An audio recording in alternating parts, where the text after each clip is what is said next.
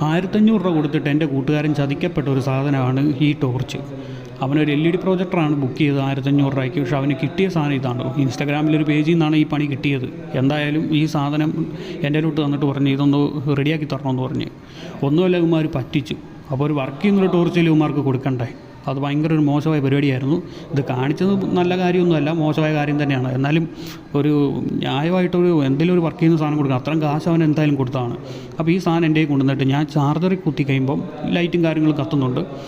ഒരു green LED ഒക്കെ കത്തുന്നുണ്ട്. Charge കയറുന്നതായിട്ട് നമ്മളെ കാണിക്കുന്ന ഒരു LED ഒക്കെ കത്തുന്നുണ്ട്. അപ്പോഴിത് പക്ക വർക്കിംഗാണ്. ഇതിൻ്റെ ഫ്ലാഷ് ലൈറ്റ്, എമർജൻസി എല്ലാം പക്ക വർക്കിംഗാണ്.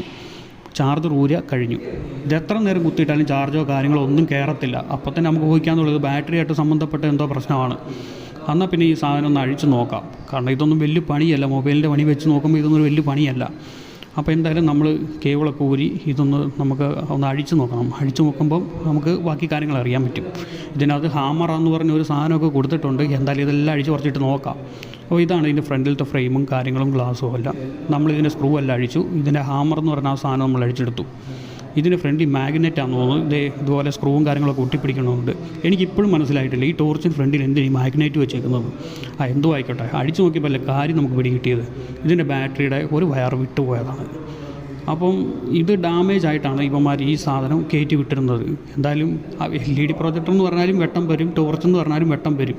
വെട്ടം വരുന്നൊരു സാധനം കൊടുക്കാവുന്നേ ഉള്ളായിരുന്നു അവന്മാർക്ക്. എന്തായാലും ചതിക്കപ്പെട്ടത് പെട്ട് അവൻ്റെ 1500 പോയി.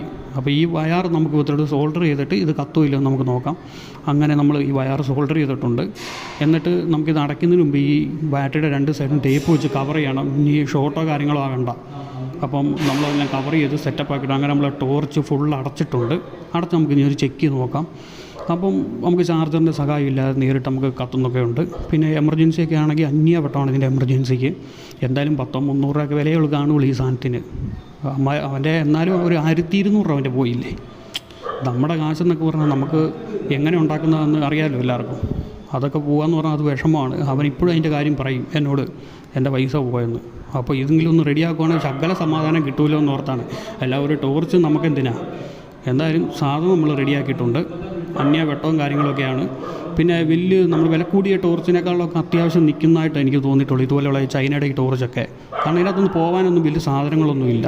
എന്തായാലും നമ്മളിത് റെഡിയാക്കി. ഇപ്പോൾ ചാർജർ കുത്തുമ്പോൾ റെഡും ഗ്രീനും ലൈറ്റ് കത്തുന്നുണ്ട് മാറി മാറി. അപ്പോൾ ഇതിൻ്റെ അർത്ഥം ബാറ്ററിക്കകത്ത് ചാർജ് കയറുന്നുണ്ടെന്ന് തന്നെയാണ്.